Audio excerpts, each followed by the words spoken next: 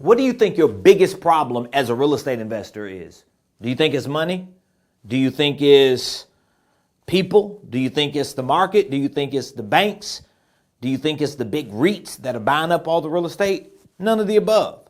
The biggest problem, and I really want you to take notes on this. The biggest problem is you getting a lead that you could potentially buy the house or the property from. That's your biggest issue. LEAD.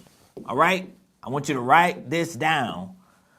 Your lead generation is going to always be your biggest problem as a real estate investor. Truth is, even if you're not in real estate, if you're just selling a product or providing a service as an entrepreneur with a small business, generating a lead is going to be your biggest issue. But we're talking about real estate investing. One of the reasons is because I just hosted a regular creative real estate meetup here at my headquarters, like I do every couple weeks. And I started talking to these individuals who are future millionaire real estate investors. I started talking to them about the sequence of priorities. Now, I don't want to get too bougie with this phrase, sequence of priorities, but I wanted them to prioritize what they should be focusing on. And there's a sequence of priorities. And this is by far at the top of the priority list. Money is not at the top of that list. Networking might be, but not necessarily at the top of that list. Finding an attorney, having a transaction coordinator, having a lender, getting pre-qualified. None of that is at the top of the list. Generating a lead, okay? So if you're a single family investor, if you're a multifamily investor, whatever type of real estate investing that you want to do, in order for you to generate, in my estimation, a quality, qualified lead, well, you need to know, those of us in today's world, we call it buy box. You need to know your buy box. If you're a little more sophisticated, you might call it your investment criteria. You need to know what type of real estate is at the top of your priority list. Okay? How you going to generate a lead and you don't even know what type of lead you want to generate? So in business, we look at it as a perfect client profile. Who is the perfect client that would buy my product or pay for my service? Well, in real estate investing, what type of lead do I want? What type of property do I want to buy? So for example, I'm a creative real estate investor. At least that's how I consider myself to be, a creative real estate investor. That means I like to purchase real estate with little to no money down, no credit, no credentials, no paperwork, no hassle from the big banks. I want to create an opportunity to purchase or acquire the property subject to owner finance or whatever creative means I can do it. My point is, I have a buy box. I have an investment criteria. I'm here at Metro Atlanta, so my perfect buy box would be maybe a 3-bedroom, 2-bath house, 1990s and up, within the last 30 years. The newer, the better for me. There are certain areas. Metro Atlanta has a lot of counties, so I have my top 5 counties and I have my bottom 5 counties within maybe a 25 to 35 mile radius. Might go out to 45, 50 miles because Atlanta is pretty flat and big.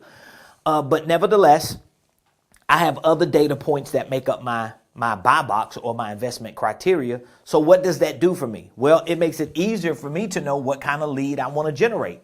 So if someone sends me a quote unquote lead, or if I'm doing lead generation, or if I'm working with a VA or a personal assistant or a team, whoever it is that I'm working with, well, guess what? We're not looking for 6-bedroom, 4-bath homes. Why?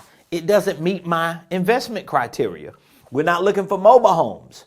We're not looking for storage units. Now, there may be some things that if it comes across my desk, I'll consider it. But for the most part, at least I have some target, because I want to have as qualified and quality of a lead as I possibly can. That's why the lead is at the top of the priority list. So if you are looking to become a real estate investor, or you're already a real estate investor, You need to have a sequence of priorities.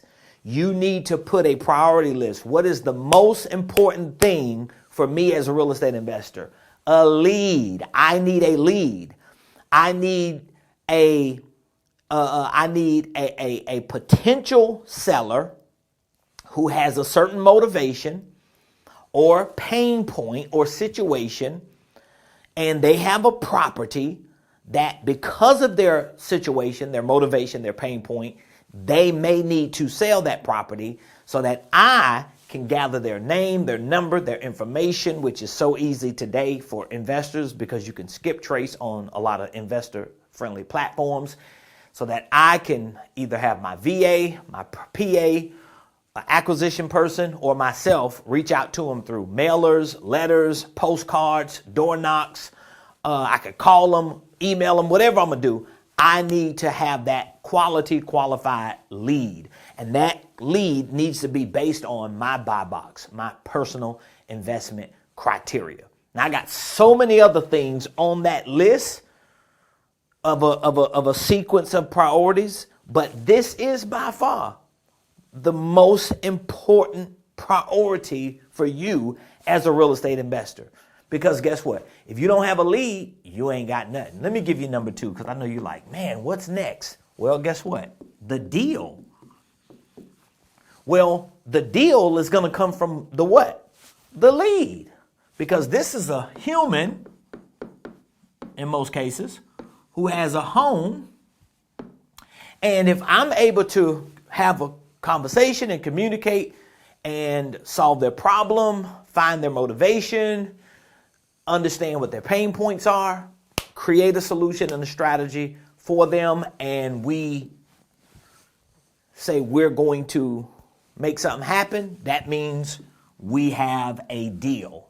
Now, in order for 1 and 2 to make sense, I have to know how to underwrite this property that this lead has, who is a motivated or potential seller. I got to know how to underwrite this deal. I got to know how to take the data that's associated to this property, the numbers and metrics, bring them together, do the math to determine what my cost of acquisition is, what my cost of disposition is, what my potential exit strategy is, what type of financial risks that are involved. That's underwriting.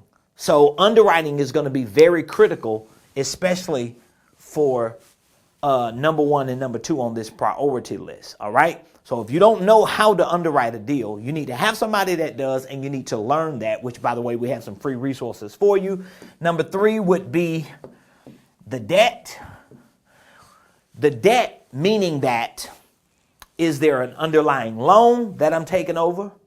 Is it no debt on the property that I can potentially do an owner finance? All right. Or do I have to get debt? Do I have to qualify for a loan? So that's going to be important to determine how this asset in this deal is going to be acquired. Okay. Now, number 4 would be equity, which is another word for cash, because this is going to involve either the cost of acquisition in addition to debt that I got from a bank, from an owner finance, or from a subject to.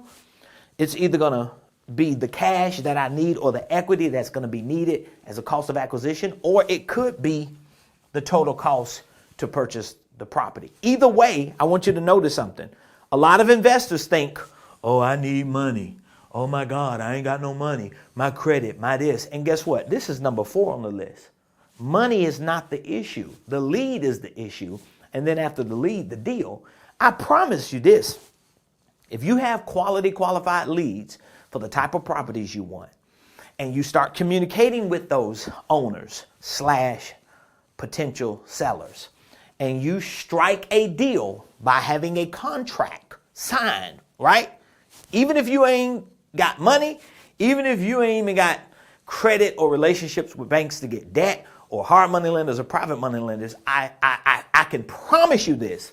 If the deal pins out mathematically to make sense, due to either your underwriting, hard money lenders underwriting, private money lenders underwriting, banks underwriting, if that deal pins out to be good enough to support debt and cash, getting debt and cash to get this deal will not be your problem.